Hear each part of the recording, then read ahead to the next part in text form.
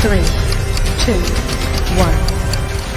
Welcome to HVAC Success Secrets Revealed, a show where we interview industry leaders and disruptors, revealing the success secrets to create and unleash the ultimate HVAC business. Now your hosts, Thaddeus and Evan. Hey, what's going on? We are here at True Grit in Memphis, Tennessee, having a blast. And I managed to grab a legend in the marketing space for the home services companies. She's crushed it. Brianna Skiffington. She's been on the show before, but she's had a change in careers slightly. Yes. And I Accurate. definitely wanted to bring her on so we could chat some more about marketing, pick her brain about what's happening in the trades right now, how companies can really stand out in what's going to be a crazy year. We've got an election coming up. We've got crazy times in the economy, uncertainty in the economy. So how trades companies can really leverage their messaging and be able to stand out in a crazy market right now. And then on top of all of that, we got CXC that she is also a part of, which is launching. Today's the day. Today We are is the live. day. So we'll get into that a little bit. What is call by call management? We can talk about that again, the AI version of it that you guys are running, which is epic. And then of course, she's also the owner of DataCube as well. So dabbling in a little bit of everything. Everything. We're all over the Serial place. entrepreneur now, I think, right? Yes. Like 3 is the number where you can officially call yourself that. I don't know, but there's some low key ones too that I haven't announced yet, but Oh, nice. we've got lots of stuff. Little Very, stuff on the very side. busy. All right. Awesome. So yeah, let's just dive right in. We'll go. The economy right now, crazy times. We just had Super Tuesday yesterday. Uncertainty in the economy, uncertainty with elections. What's going to happen? Yeah. How can home service companies right now start to change up their messaging and what's going to be a more expensive year to advertise Right. as it is with every election? Yeah, for sure. I mean, look, it's been crazy. Like February was nuts. Like the stats that I've been hearing about are just like insane with like financing and declines and all that stuff, right? Second looks aren't even, successful anymore. I think it's really important to lean into like as much as you can as far as your offers, right? And your messaging and your marketing, obviously. But like what we're seeing is like the buyback programs are going to be a really big thing. Anything that you can do to alleviate the financial stress of like, some of these bigger things that were these bigger financial decisions, obviously, right? Mm-hmm. And, the government rebates, if there's anything that you do and install that can, have any of those apply, obviously you really have to lean into the marketing of that, right? Yep. Make it as inexpensive as possible to get in the door for people. And you really have to nurture every lead. Like that's one of the biggest misses I see, obviously, as a marketer is it's like so frustrating to be in charge of the marketing budget, deliver the leads at a great cost. And then like, but it took 3 hours to follow up.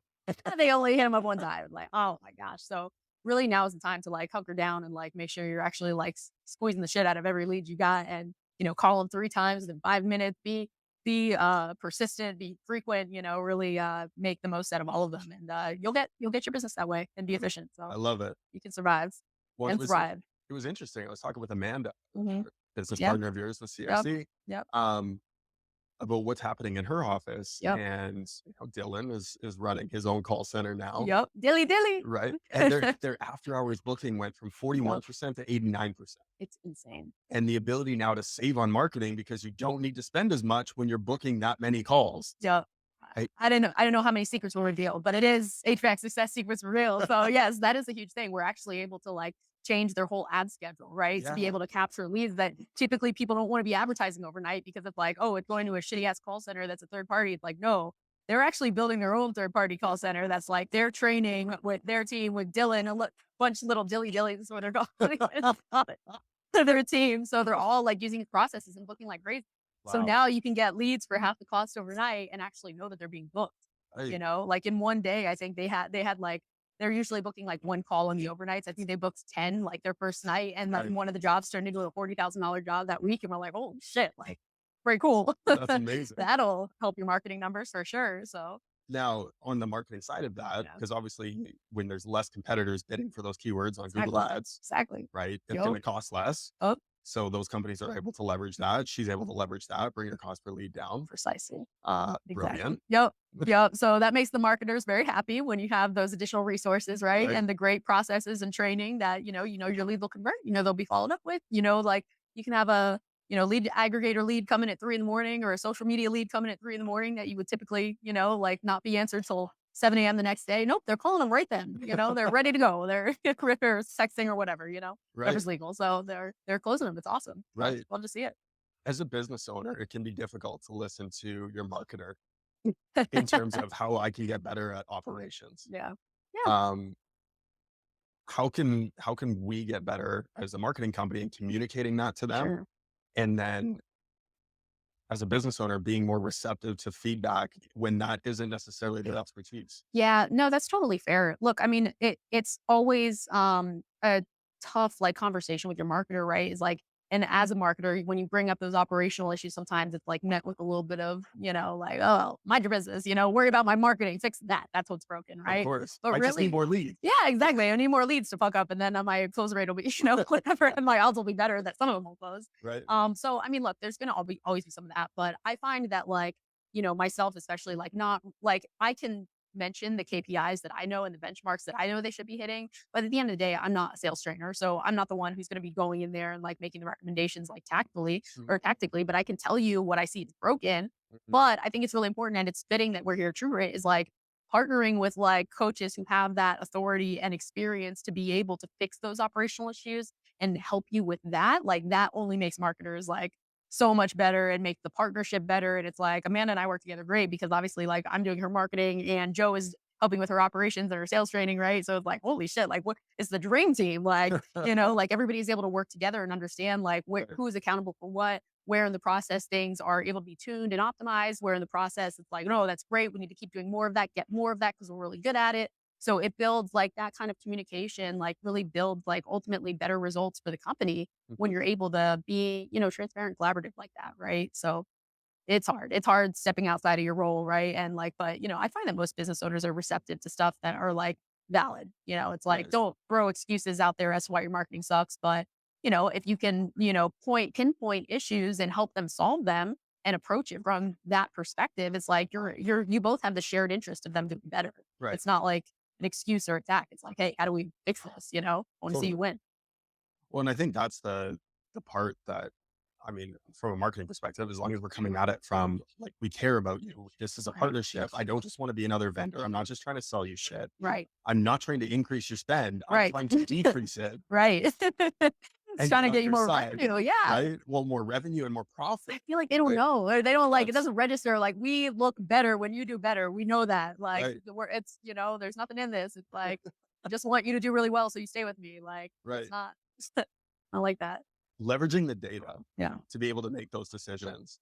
Because obviously as someone who works with a bunch of companies, you're able to see outliers Yep. that are outperforming what it is that's working, or on the opposite side, Yep. completely underperforming. Yep. But you're able to provide that feedback when you're looking at the data. Yep. What data sets are you looking at so that you can provide that information back to clients and give them the best opportunity to make decisions to get better? So, I've been leaning into Service Titan's new marketing pro dashboard a lot. Like, I really like, well, if you dive in there and go through it, previously I was working with like more of like a proprietary, like third party kind of rigged together kind of stuff. But this Yeah. one is actually like really cool and integrated. I love how close it is to your operational data. Mhm. So I think just like jumping into that is like huge. I mean, I can jump in anytime and see like what the booking rate is, look at how many calls are excused, right? And sometimes you want to spot check those as well, just to make sure like, okay, was it a lead or was it not? Right. Like let's talk about that. How do you define a lead? Listen, somebody who's looking for the service, obviously it's my job as a marketer to make sure that we're only advertising the services that you offer in the service area that you provide services to, right? So it's like anybody who is interested in procuring your services. Now, if they, don't want to pursue the actual appointment because of your service fee or because it wasn't properly informed on the call, like the value of, us coming out and doing a diagnostic instead of giving you something like spitballing a solution over the phone, like, that's not excused. That's Right. not, yeah, like that's not a not lead. That's still right. So, Totally. Yeah, I've always said Yeah. it's do you provide the service? right. And is it in the area you provide it? Yep, it. exactly. So That's listen, qualified. I would agree. Awesome. I- Sorry to interrupt. Back No, to the data definitely. sets. Yep. How can we leverage that? What data sets do we need to look at? So I look at that. Obviously, average ticket's huge, right? It's Yeah. like I was just having this conversation with somebody in theirs. It's like, dude, like there's been I remember there was a time when I had two clients offering the same service. They were in separate areas. So like of course their costs are going to vary a little bit, but the average ticket for one was like $1,200, whereas the average ticket for the other was like 400. Right. Now, if they both have a $200 cost per acquisition, one has a 2 ROAS and one has a 6 ROAS. So one loves me and one hates me. Right. But the average ticket is still a huge factor in that. They could have the exact same cost per lead or the exact same cost per opportunity, right? But at the end of the day, it's like it does take that operational data and that kind of like communication. And it's not like a blame game, but it's like, yo, dude, like I have people in your industry having $1,200 average tickets. You have a $400 average ticket. Like that's why you hate me. That's why you think your marketing's broken, because like you gotta be able to sell it. You gotta, like that's Totally. how you convert it too. Like, so it takes, I think, a lot of different angles of like looking through your server site and data. Like starts with booking rate. Obviously, you want to make sure you're converting the leads. The average ticket I think is really important. Close rate, obviously, as well. $0 tickets too. I think like obviously, you're gonna have to take some of those on the chin as like a business owner and marketer. There's gonna be some loss leaders, but I think like to Amanda's presentation too, like as long as you're going through the process, you're gonna have some of those. Like, you just gotta focus on informing and educating in the home is her big thing, right? Is it's like with CXE, I'm learning even more about it, is you're going to be in there for like an hour, right? Right. Having a whole conversation. And as long as you're following the processes, right? Like you're going to see the numbers show themselves. How much with the booking rates do you look Mhm. at per job type? Because I'm curious on that, on like Yeah. comparing the ROAS Sure. difference, Yeah. looking at different job types for average ticket. Sure. That's one thing. For sure. But then if we're able to book more jobs, then technically the ROAS will get impacted differently on that too. Yeah, absolutely. Look, I mean, it's an important factor, but to be honest, it's one that I typically just look at as a whole as like a Got it. business health check. Okay. What I'm typically looking at is like in the ad dashboards, you're able to see like once you have that server side integration, you're able to see the revenue by campaign, which is effectively like job type in a sense, as you Yeah. can go through and see what ad group generated, whatever job, right? Right. So obviously ROAS is huge, but to your point, like all of these little things do impact ROAS. I kind of as a marketer try to hold myself to the other end, and it's more like you'll hop in and diagnose or spot check the issues on the front end. But Right.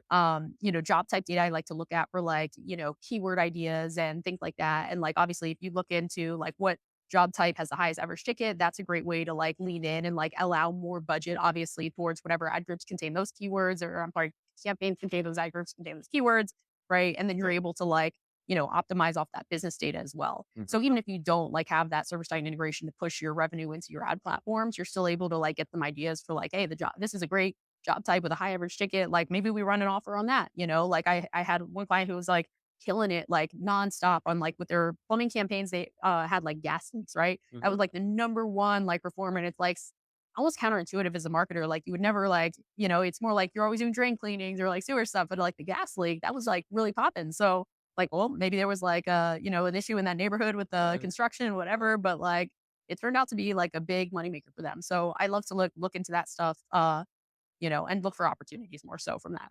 Right. I always love when we're able to be proven wrong Yeah. in our assumptions Sure. by data. Sure. Because I would rather be right and prosper. Yes. Or you're wrong and prosper wrong too. And prosper Yeah. by admitting when I'm wrong. For And sure. rely on the data to make that decision. For sure. I feel like it's also like easier as a marketer to be credible when you're just like, it's like people aren't judging you on how right you are. They're judging you on how like open you are to being wrong too. It's like, listen, I hope I'm wrong. Like, let's look at it. Like, I don't just answer everything intuitively. Sometimes it's like, yeah, no, let's like look at it together and figure it out. Like, Right. I know you don't pay me to know everything because I can't know everything, but you pay me to at least look for it and like find the right answer and tell you the truth, right? And be objective. So, my perspective on it. I love it. No, the thing that I've become fascinated with the ability to track the keywords and the campaigns and everything and then revenue attribute. Because before we had this data, customer comes into Service Titan. We serviced them 8 years ago. It's a repeat customer. Chalk it up to repeat customer. Oh yeah. Must have come from a branded campaign because nobody ever doesn't call us for our brand that we worked with in the past. Right. And now Oh we're able yeah. to see that data, how many customers we're able to bring back to the business. Yup. Because they searched up AC repair or whatever the service was, Yup. gas leak, and now they come back to the business 8 years later, 10 years later. Yeah. And yeah, you serviced them in the past, but hey, there's a missed opportunity there because they Dude, forgot about you. they forgot about you. And you can actually, that's a cool, note. I love that you bring that up because you can do campaigns just for that. You know what I mean? Like you can target like your historical customer list, but with non-brand keywords, right? And like push just for that. You might want to bid higher for them, right? It's like rather than bidding higher for new customers, bid higher for old customers who aren't searching my brand, right? Right. That's super cool. I love that you bring that up. Well, and they're familiar with the brand, Right. right? And that's one of the things that, I mean, Thaddeus and I both used to do magazines in the past. And Nice. so it was a big branding play. Yeah. Because you're not going to generate a ton of leads that you can quantifiably Right. track through that because nobody calls the phone number that's in the newspaper ad, Right. right? They're going to look at the brand name. Like- They're not even going to go to the website. Barely. Yeah, exactly. They're Type in Google it. brand name. And so Google gets all the credit when it comes to those Yeah. types of searches. Yeah. And so I love that point because Yeah. the thing that we always sold was people will recognize your brand. Yep. So even when they search AC repair, because Yep. you get in front of them in the magazine for the last year, Yeah. as soon as they see your name, even if you're number 3, there's a Yeah, different exactly. feeling that they have about the brand name. Yep. So Exactly. I love that idea. Yeah, dude, for sure. It was your idea. You brought it up. No, that's cool. That's really neat. All this kind of ties back into what you're doing now. You parted ways with Ad Leverage It's and decided to start free agency. yeah. What is it?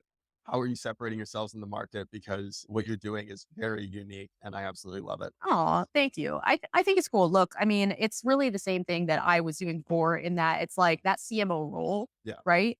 But the advantage now is I'm not stuck with, only recommending one agency. Find the best performer. And like you and I were talking about this the other day, like find the best performer in every channel.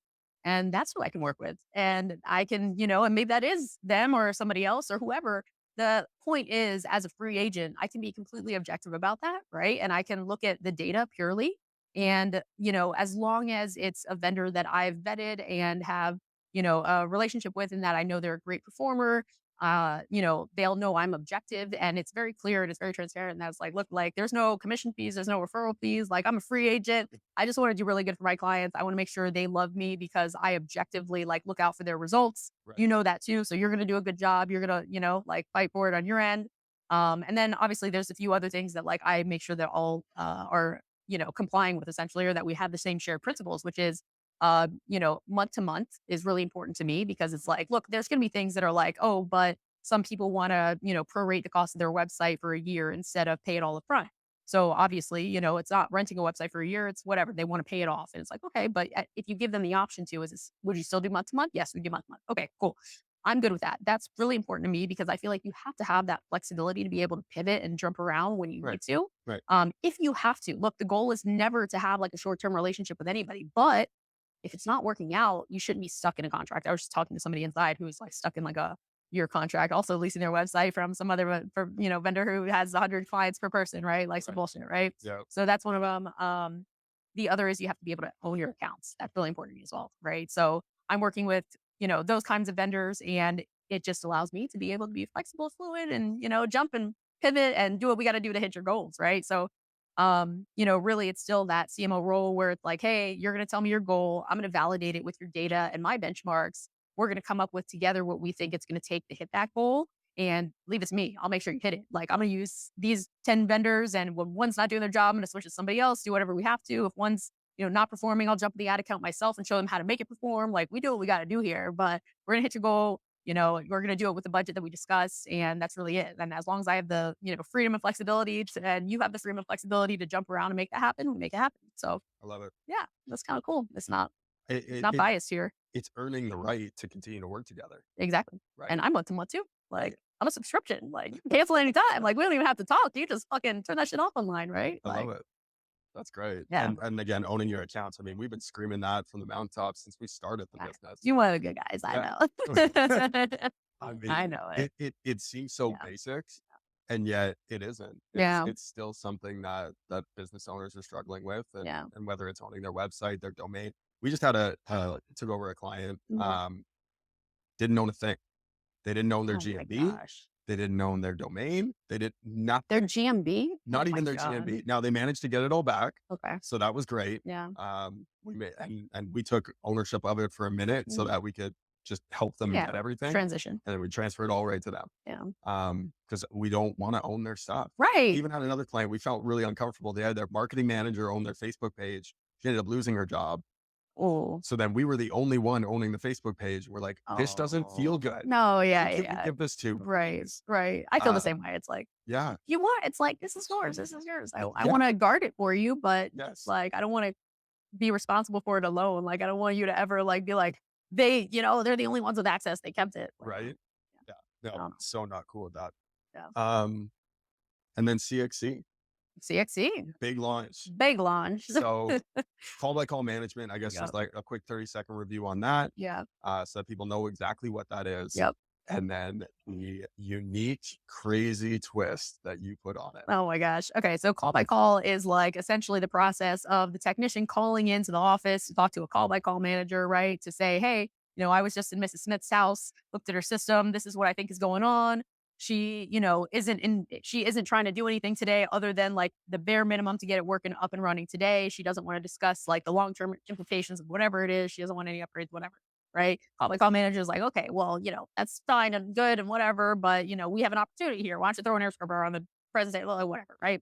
That's regular call by call, is having those conversations and understanding like what happened. But you don't have like, it's really just up to the tech to relay within like 5 minutes what happened inside the home. Right. This is actually flipping it to where we're recording the whole thing. The tech is able to review it after the fact and get instant recommendations without having to call into somebody. I mean, they still can, and they have a whole dashboard for those people. But like at the end of the day, you have your call by call guidance like managed within 2 minutes of like ending that conversation with the customer. So then you're able to just like plug it in and go, right? Make that recommendation, you're good to go. So that's, yeah. And then the other cool thing that we're doing here with Service MVP is they also have like very, like standardized process of how you're supposed to present as well. So beyond just, the informing and educating inside the home, how you go back and actually present the options that you came up with after that original diagnosis conversation is like, oh, that's the other side of it too, that we're kind of weaving into call by call as well. Now you can use Joe's processes and get scores on how you did based on, like whatever was discussed during the presentation as well.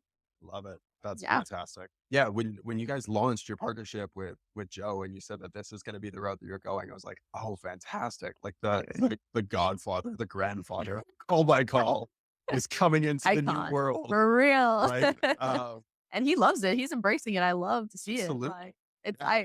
I watch his face like when he reads the response. It's like it's really cool.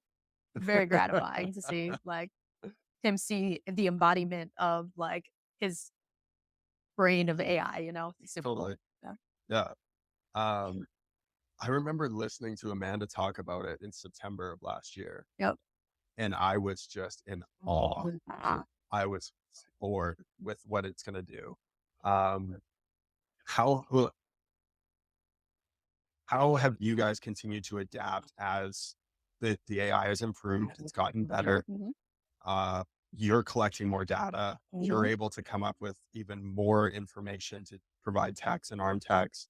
But the fears that people would have around it. Not sure as a customer. I don't know if I'm comfortable with people listening to my conversation. Sure. As well, in some states you've got two-sided agreements. Yeah, Some yeah, states you got the one side For for sure. recording a conversation. Obviously, in the one state side, you're okay. Yep. Two state side, you have to acknowledge it and let the customer know. Have you run into any issues with customers having objections to it? Um, there really hasn't been. I think one person so far in the entire beta had like uh not understood that she was being recorded and like had a comment after the fact. It's like, okay, look, no problem. Like, we'll delete that. Like, it's like any other like compliance thing, or it's like you get a request to erase any kind of data. You do, it's no big deal. Right. But for the most part, it's like everybody has to obviously like through the process when you onboard, like you have to have like certain things in place to be able to, comply with either the one or two party consent. Both, it's really a lot of the same. It's like we give you like the script essentially that your CSR need to say when they call in. There's something you can paste into your text messages for dispatch, and then you put on your service agreement as well. And we also host a link that you're able to put on your site to have it kind of white labeled that has like a full disclosure from our attorneys. So it's really like rich and comprehensive in that sense. But you'll also have the ability in the app to be able to say like this person does not does not agree to be recorded, whatever. So it completely erases anything that we've, developed from them as well, because we are also starting to analyze stuff from the original phone call too. So like even before you get into the home to record, they could still say like, oh, I don't want you to record me now. And it's like, oh, you have to erase all recordings as well. So Got it. we'll do that too. But no, really haven't had any issues with it. I think, we've been running it for like about a year anyway with Grasshopper, and there's been no one who says, don't record me, to my knowledge anyway. But I know there was the one that was like, oh, I didn't know I was being recorded, because of course, now it's all over Facebook that it's a thing. So Right. whatever. But, we comply, do it, do what you got to do. But at the end of the day, it's meant to serve the customer, right? It's like, it holds you accountable as a company, because, and for them, and it's like, look, we recorded the conversation. We're not trying to, ever sell you anything we didn't talk about. We're not trying to, I don't know, push anything on you or be sneaky in our wording. Like everything's very like, for you so that you have a better experience. And we're only talking about relevant things that we discussed. And, it's really to make your experience better. So I don't know. We haven't run into issues with it yet. But I feel like it's pretty justified in the sense that it's like protecting the customer, protecting the company, enriching the experience altogether. Yeah. No, 100%. I agree. And I think it comes down to, what are the values of the company? Yeah. What are the ethics of the company? Right. Right. Right. I mean, anytime that you give something as powerful as that to Yeah. someone who is unethical, Right. they could spin it in any way that they want. And Sure. that's the unfortunate side of it. Yeah. But it doesn't make the product itself bad. And that was the point Yeah. that I wanted to make, is For that, sure. like, when I look at Amanda's company, Yeah. the ethics, the values, the principles, they're all there. Yeah. And they do it in the most honest way possible. Yeah.